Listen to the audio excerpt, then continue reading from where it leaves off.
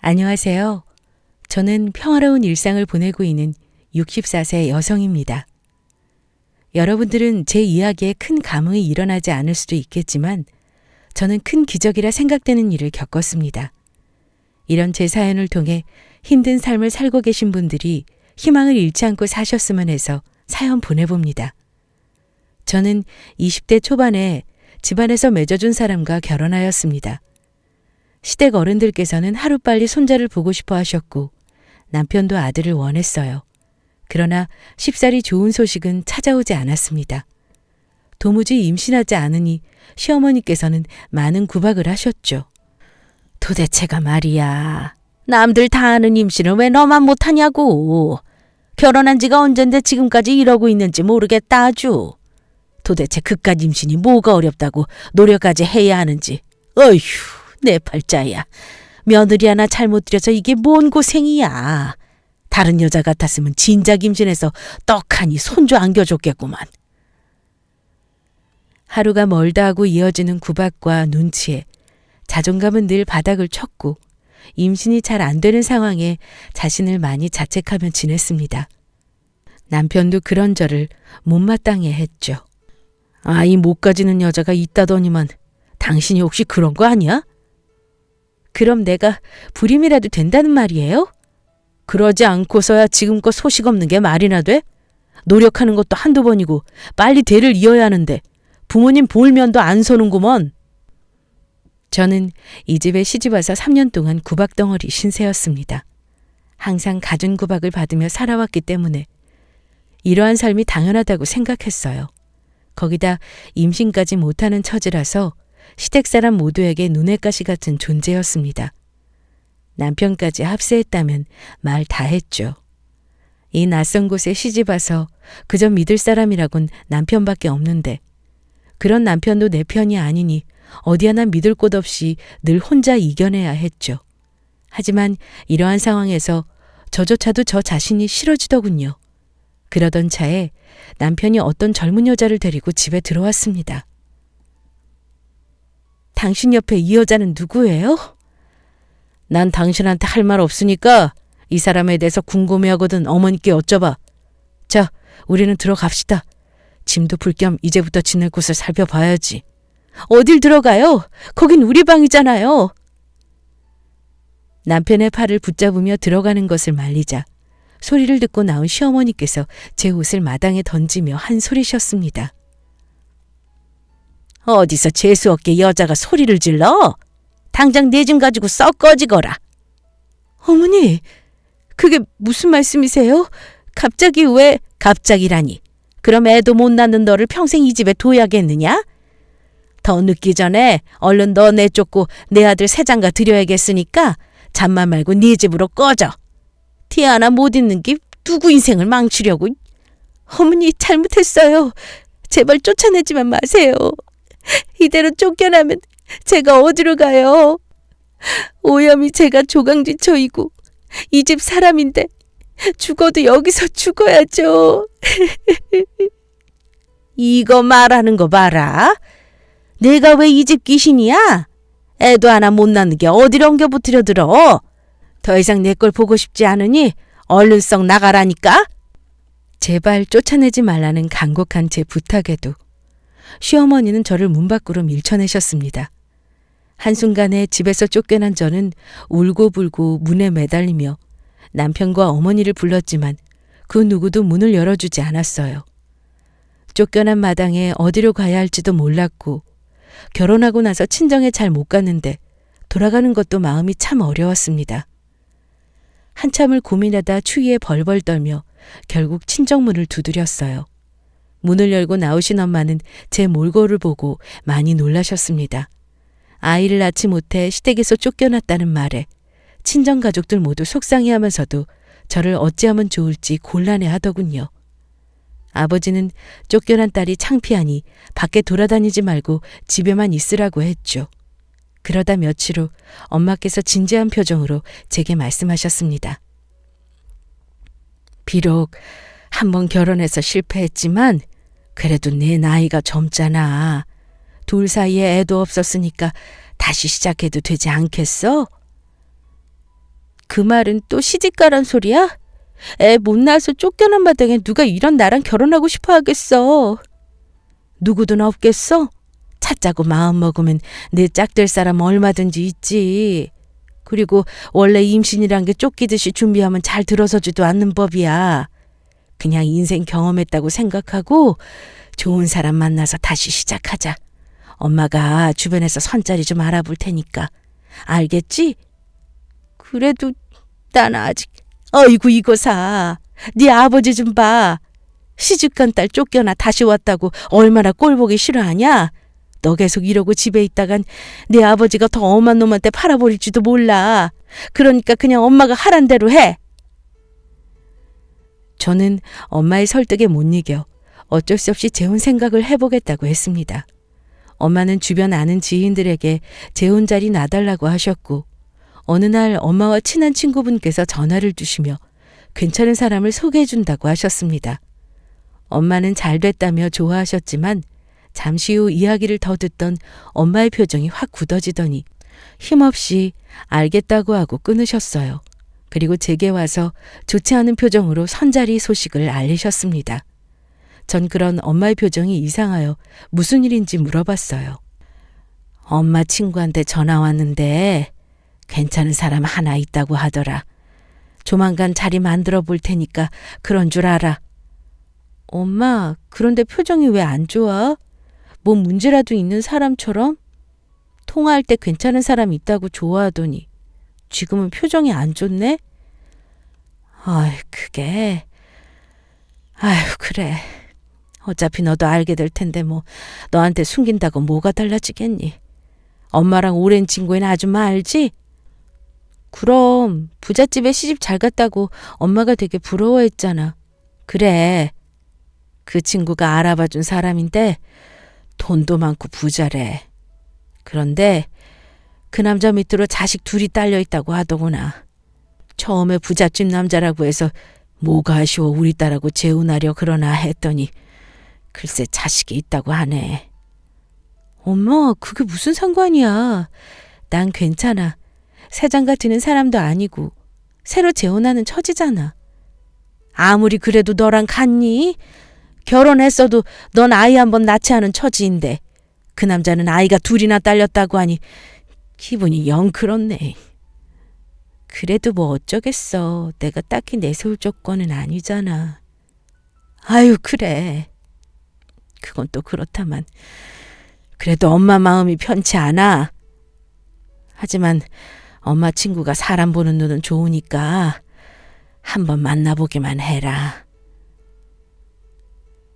아무리 재혼자라고 해도 아이 둘 딸린 남자를 딸에게 소개해주는 것이 맞는 일인지 선뜻 내켜 하진 않으셨지만 그래도 아이를 제외하고 본다면 집도 잘 살고 능력 좋은 사람이라 생각하셨는지 제게 한번 만나보는 것도 나쁘지 않을 것 같다고 하셨습니다.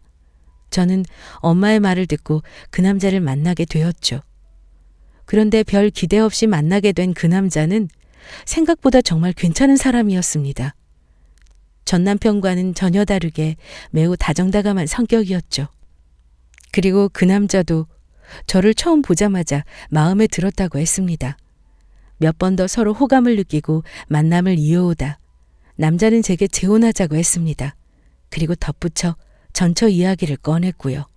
전처도 당신처럼 참 순박하고 따뜻한 사람이었어요.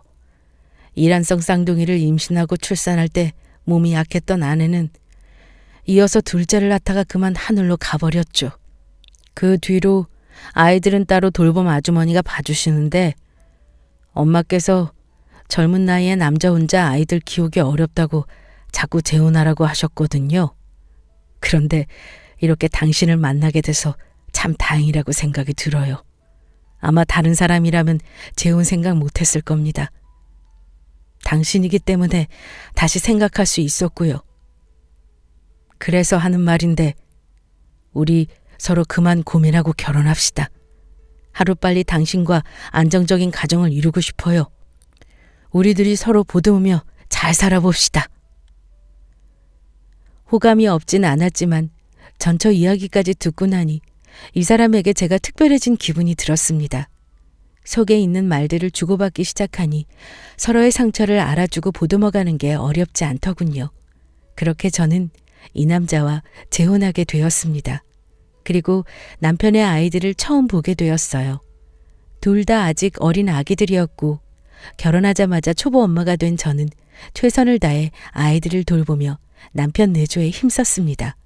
그리고 친정엄마께서는 아무리 자식들이 있다고 한들 우리 둘 사이에 아이가 꼭 있어야 한다고 당부하셨죠.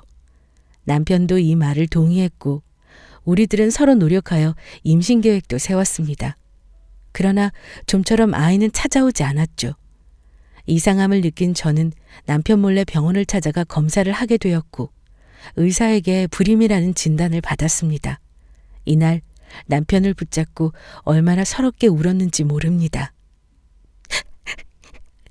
왜 우리에게 아이가 찾아오지 않는지 얼마나 생각했는지 몰라요.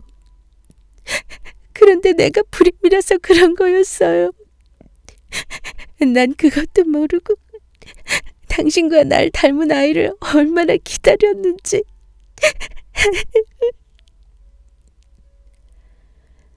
서러워 엉엉 우는 저를 남편은 포근히 안아서 달래주었습니다. 그리고 제게 이런 말을 하더군요. 나도 당신을 닮은 예쁜 딸을 낳고 싶지만 이렇게 된 걸 어쩌겠어. 하늘이 우리에게 더 이상 아이를 선물해 줄 생각이 없는 거겠지. 절대 당신 탓이 아니니까 원망하지 말고 좋게 생각합시다. 우리 사이에 자식이 없다고 한들 달라질 것도 없고 지금처럼 앞으로도 행복하게 살면 되는 거지. 내가 더 노력할 테니 우리 그만 슬퍼합시다. 아마 전 남편이라면 불임 소식에 저를 죄인처럼 생각했을 겁니다. 그런데 이 사람은 전 남편과 달리 저를 참 따뜻하게 품어주는 사람이었습니다. 슬프고 속상했지만 남편의 위로 섞인 말들로 치유가 되는 듯 했어요. 그리고 이 사람을 만나서 참 다행이라고 생각했습니다. 왜냐하면 저를 많이 사랑해주고 존중해주는 모습도 좋지만 평생 아이를 낳지 못하는 제게 귀여운 아들 둘을 선물로 준 사람이니까요. 저는 이날을 시점으로 마음속에 큰 다짐 하나를 했습니다. 앞으로 제 인생에 자식을 우리 아들 둘밖에 없다고요. 비록 배 아파 낳은 자식은 아니지만 마음과 눈물로 맺어 낳은 아들이라고 생각하며 엄마 노릇에 최선을 다하리라 다짐했습니다. 아이들도 어릴 때부터 제 손에 컸기 때문에 저를 친엄마로 알고 자랐죠. 그렇게 세월이 지나 어느덧 아이들은 성인이 되었고 결혼까지 하였죠. 사랑으로 열심히 키운 자식들을 다 장가보내고 나서 우리 부부는 한적한 단독주택에서 평화로운 나날을 보냈습니다. 그런데 어느 날부터 남편 몸이 이상하다 싶어 검사받아 보니 글쎄 암이라고 하더군요. 천청병력 같은 소식에 우리 부부는 매우 놀랐습니다. 자식들 다 장가보내고 이제 큰 걱정 없이 평화롭게 지내나 싶었는데 암이라뇨. 이 사실을 알게 된 자식들도 바로 남편과 저를 찾아왔습니다. 이게 무슨 일이에요? 아버지가 암이라뇨. 그러게 말이다. 나도 내가 암이라는 병에 걸렸을 줄 알았겠니? 틈틈이 챙긴다고 챙겼는데 그동안 내 몸을 잘 돌보지 못한 모양이야. 그래도 걱정하지 말아라. 이곳에서 내 엄마랑 편하게 쉬면서 조금이라도 더 이겨볼 테니. 엄마랑 여기 계시려고요? 병원에 입원하셔야죠. 다른 것도 아니고 암인데. 의사가 그러더구나. 이미 꽤 진행된 상태고 다른 곳에도 전이된 상태라고. 수술이나 항암 치료를 해야 하지만 너희도 알다시피 내 나이가 젊은 것도 아니고 다 나을 수 있다는 확실한 보장도 없는 상태여서 허망하게 병원 생활하기 싫다. 그럴 바에는 그냥 여기서 내 엄마랑 지내는 게 훨씬 마음 편하고 좋아. 엄마도 걱정되어 내 아빠 설득해봤는데 도무지 듣질 않으신다. 그런데 어쩌겠니. 여기서 엄마랑 지내는 게 마음 편하시다는데 엄마는 내 아빠 의견 존중하려고 병원 치료는 통원식으로 왔다 갔다 하면서 받기로 했어. 우선 그렇게 알고 있고 엄마가 아빠 옆에서 잘 챙겨줄 테니까 너희들은 너무 걱정하지 않아도 돼. 엄마도 힘드실 텐데 몸 잘 챙기세요. 저희도 자주 들여다볼게요. 그리고 아버지, 이런 상황에 이런 말씀 드리면 오해하실 수도 있겠지만 그래도 나중을 위해서 확실히 해주시는 게 좋을 것 같아서요. 무엇을 말이냐? 지금 아버지 회사요. 저랑 동생이 대리 운영하고 있지만 확실히 후계자로 선임해 주셔야 하지 않나 싶어서요. 재산도 미리 나눠주시면 더 좋을 것 같고. 너희 지금 아버지 앞에서 이게 무슨 말이니? 내 아버지 아직 돌아가시지도 않았는데 무슨 재산 타령이야. 때 되면 어련히 알아서 해주실까. 내 아버지가 얼마나 속상해 하시겠어? 그렇지만 암이시라고 하니 걱정돼서. 사람 일 잘 모르잖아요. 갑자기 잘못되실 수도 있는 거고. 아무리 그래도 지금 이 상황에 그런 말은 아니지. 여보, 난 괜찮아요. 생각해보니까 아이들 말이 맞을 수도 있어요. 내가 오래 살 거라는 보장도 없는 상황이고. 그래, 너희들이 하는 말 잘 알아들었고 어차피 내 회사 이어갈 사람 둘밖에 더 있겠어. 물려줄 재산이랑 회사 임원회의 준비할 테니 기다리거라. 남편의 암 소식으로 걱정이 앞서는 가운데 회사와 재산을 생각하는 아이들의 모습을 이해하면서도 한편으로는 섭섭하더군요. 남편도 아이들 앞에서는 괜찮다고 했지만 내심 섭섭해하는 눈치였습니다. 그러나 언젠가는 물려줄 회사이기 때문에 건강 돌보는 것에 더 집중할 겸 회사를 자식들에게 다 넘겨주기로 의논했습니다. 남편도 더 이상 회사에 신경 쓰지 않고 편히 쉬어야 했으니까요. 얼마 후 임원회의와 투표를 통해 첫째 아들이 대표 자리에 앉게 되었고 둘째 아들은 부사장으로 취임하게 되었죠. 그리고 저와 남편은 1년 정도 한적한 곳에서 자연을 벗삼아 열심히 건강 회복에 힘썼습니다. 하지만 이상하게도 남편의 몸은 좀처럼 나아지지 않더군요. 결국 건강이 점점 심해지게 되었고 병원에 입원했습니다. 그리고 남편은 저를 둔 채로 떠나버렸어요. 자식들과 함께 정성스레 남편의 장례를 치러 마무리하였고 홀로 집에 돌아왔습니다.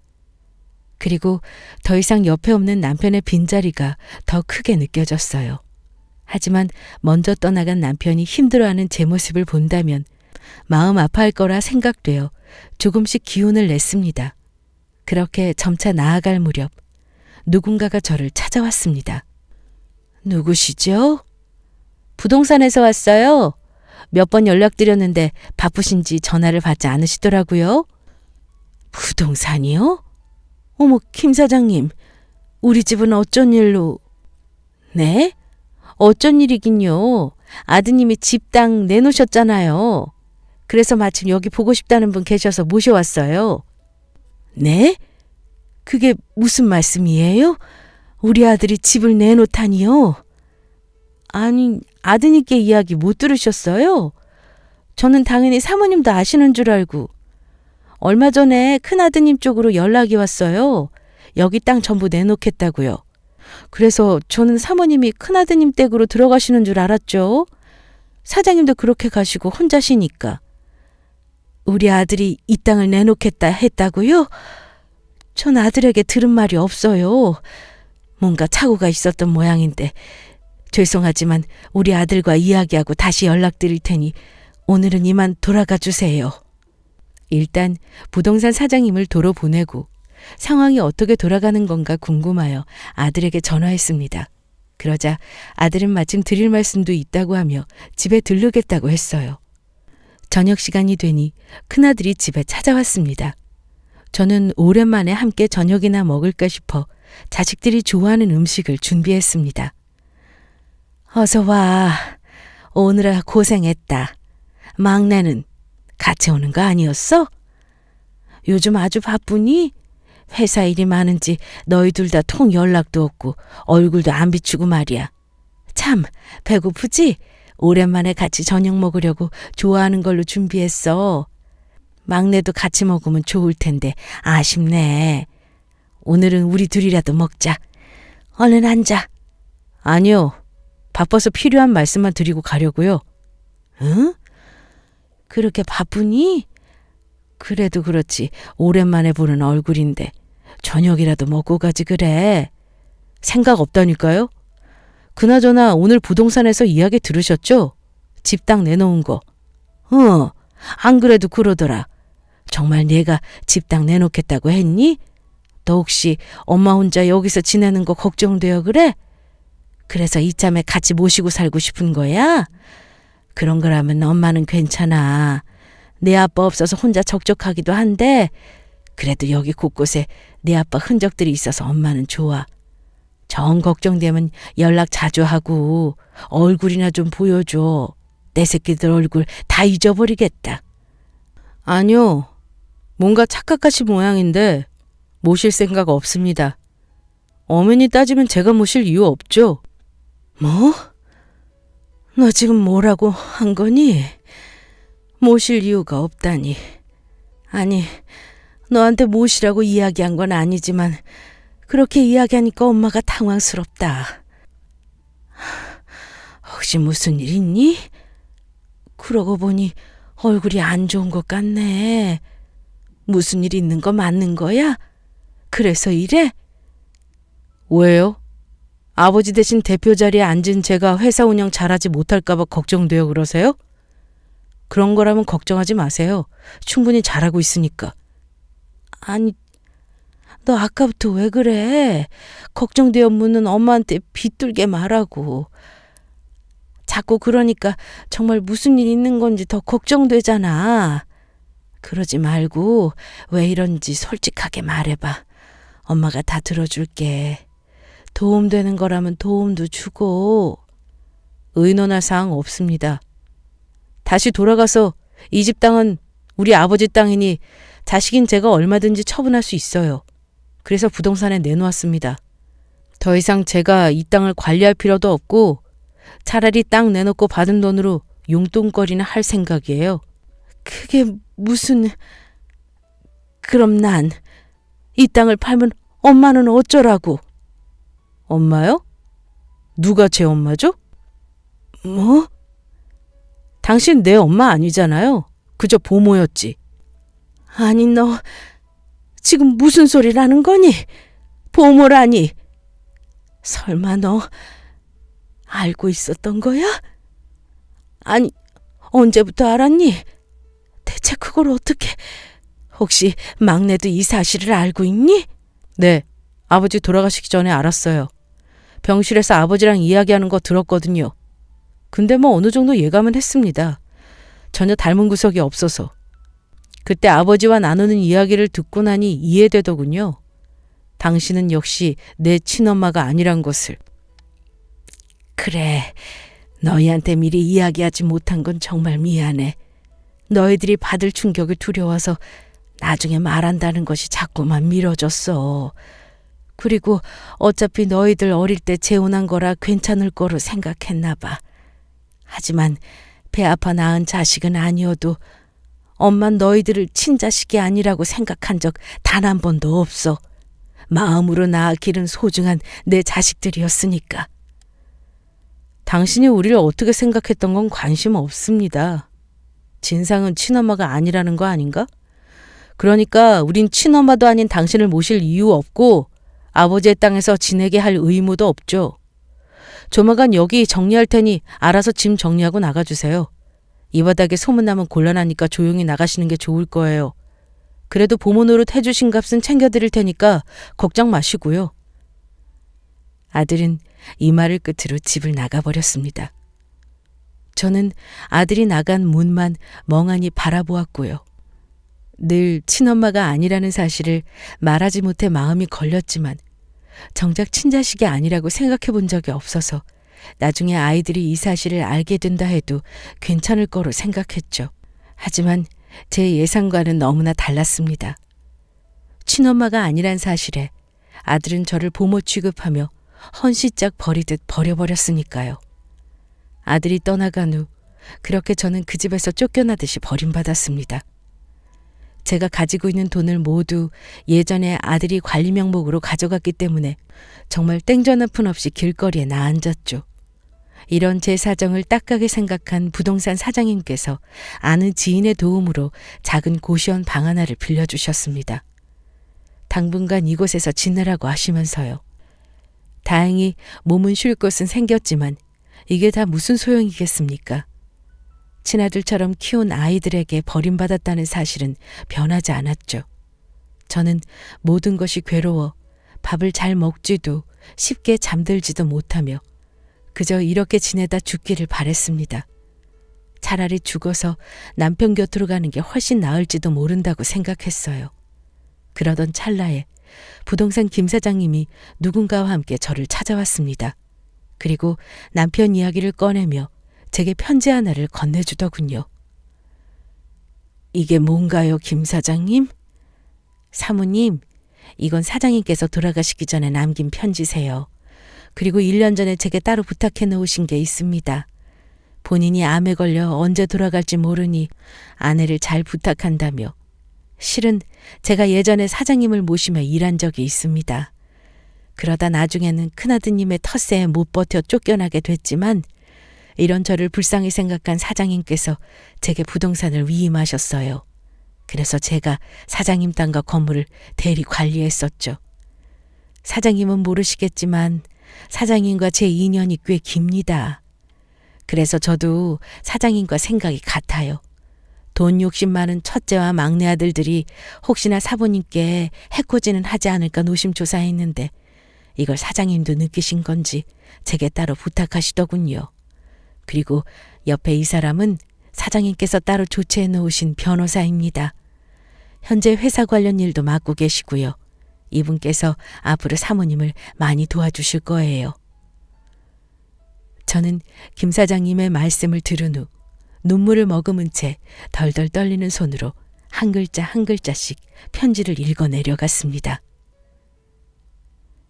여보, 당신이 이 편지를 읽지 않기를 바라지만 우리 아이들을 잘 알기 때문에 혹시 몰라 대비해놨어. 당신이 어릴 때부터 친자식처럼 소중하게 키워준 우리 아이들이 어느 순간부터 회사 일과 돈 욕심을 내더군. 그래도 당신이 헌신하며 키워준 은혜를 저버릴까 싶지만 우연히 그나들의 통화를 듣게 됐지. 골칫거리인 내가 빨리 죽어야 본인이 회사를 차지할 수 있는데 회사만 차지하면 늙어서 아무것도 할 수 없는 엄마도 혹처럼 떼어버리고 싶다면서 우리를 아주 뒷방 늙은이 취급하더구먼. 그 말을 듣는데 도저히 당신 혼자 둘 수가 없었어. 그래서 최대한 병원을 멀리하고 당신 곁에 머물면서 지켜주고 싶었지. 그래서 당신과 한적한 곳에서 지낸 거야. 건강 챙기면서 지내면 조금이라도 내가 당신을 지켜줄 수 있으니까 말이야. 그런데 난 더 이상 힘이 없나 봐. 이렇게 펜을 쥐는 것도 이젠 힘에 부치네. 여보, 이 편지를 읽게 된 이상 이제 더 이상 못된 자식들 생각하지 말고 당신을 위해서 살아. 당신이 사랑으로 키워준 건 맞지만 부모를 아무렇지 않게 생각하는 고향 것들은 자식도 아니지. 부디 당신이 행복했으면 좋겠어. 내가 언제나 당신 곁에서 응원할 테니 혼자라고 생각하지 말고 고운 얼굴에 눈물 흘리지 마라. 사랑해, 여보. 남편의 숨겨진 편지를 읽어 저는 그대로 주저앉아 엉엉 목 놓아 울었습니다. 그리고 그런 저를 안타깝게 보던 김 사장님께서 다독여 주셨어요. 옆에 있던 변호사분도 한숨을 한번 내뱉으시더니 제게 또 다른 서류 하나를 건네셨습니다. 이건 사장님께서 남기신 주식 지분입니다. 사장님께서는 본인 지분과 친한 임원들의 지분을 다 사들이셨고 합쳐진 지분을 전부 여기 계신 김 사장님께 위임하셨습니다. 그래서 현재 경영 대표이신 첫째 아드님께서는 최고 주주가 누구인 줄 모르고 계시죠? 김 사장님은 임원 총회 때 늘 대리로 다른 사람을 내세웠으니 아마 다른 사람을 최고주주로 알고 있을 겁니다. 사장님께서는 사모님에게 안 좋은 일이 생길 경우 김 사장님이 갖고 계신 주식 전부를 사모님께 위임하실 수 있도록 조치 취해 놓으셨어요. 방금 서류 절차가 다 마무리됐고요. 이제부터는 사모님께서 최고 주주이십니다. 이제 이걸로 배은망덕한 아들들 혼내러 가시죠. 죽는 순간까지 내 걱정만 한 남편이 생각나 저는 마음이 아프면서도 참 고마웠습니다. 그리고 김 사장님과 변호사님을 따라 회사로 향했죠. 저를 본 첫째 아들은 잡상인 취급하며 쫓아내려 했지만 최고 주주의 권한으로 대표 교체권을 이야기하자 아들은 이게 무슨 소리냐며 난리치더군요. 그리고 변호사가 내민 서류를 확인하더니 눈이 돌아 소리쳤습니다. 이것들이 누굴 속이려 들어? 이게 말이나 돼? 우리 아버지가 왜 나한테 이러냐고? 세상에 하나밖에 없는 핏줄한테 이러실 리 없잖아. 없기는 내가 이렇게 천하의 불효자식이니까 이러셨겠지. 난 오로지 착한 내 자식들이라 생각하면서 키웠어. 그런데 너희들이 어떻게 나한테 이럴 수가 있니? 이런 패륜한 짓을 해놓고 잘 먹고 잘 살 줄 알았어? 너희 같은 못된 아이들은 회사 경영에 참여할 자격도 없어. 보나마나 회사 관리도 너희들 입맛대로 쑥대밭 만들어놨겠지. 그래서 이제부터 최고 주주의 권한으로 너희들 다 몰아내고 올바른 전문 경영인 앉힐 거야. 이게 내 아버지도 바라시는 일이고. 그렇게 저는 아들 둘 회사 높은 자리에서 끌어내렸고 김 사장님께 추천받은 좋은 경영인으로 회사를 맡겼습니다. 물론 제 주식은 그대로 확보한 상태고요.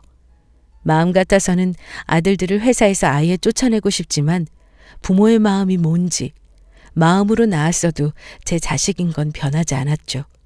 바닥에서부터 다시 시작하도록 조치 취해놨습니다. 높은 자리에서 한순간에 말단 신세로 떨어진 것을 못 견뎌 했지만 이제는 어느 정도 받아들이고 사는 것 같네요. 그리고 저는 남편과 살던 집을 다시 찾아올 수 있었습니다. 그곳에서 남은 삶 편히 쉬다 남편 곁으로 갈 생각이고요. 그리고 제가 죽으면 제 재산을 불우한 이웃을 도는 데 쓰일 계획입니다. 이미 법적으로 다 조치 취해놓은 상황이고 아들들에게는 아파트 한 채씩만 물려줄 생각이에요.